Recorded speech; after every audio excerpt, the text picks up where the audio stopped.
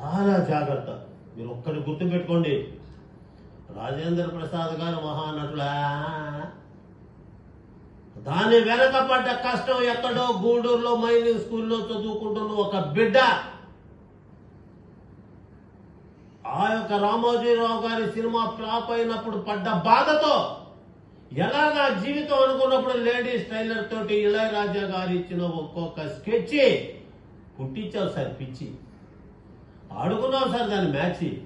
Ladies tailor జనాలు చేశారు catch, మురిసిపోయారు sir మీ జెండర్ని చూచి. సార్ నాతో లేదు కదా సార్ పేచి, ఎందుకంటే నేను మీ బ్యాచ్.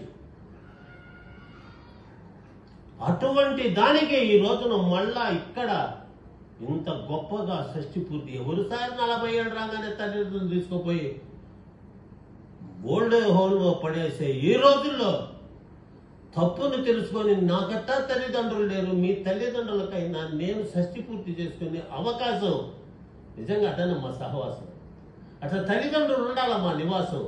ఆ షష్ఠి పూర్తి మనకంత సంతోషం. నేటి జనాలకు కావాలది అభ్యాసం. షష్ఠి పూర్తులు కూడా అయిపోతున్నారు మా పరిహాసం. ఏదులో తల్లిదండ్రులు ఉన్న రహస్యం.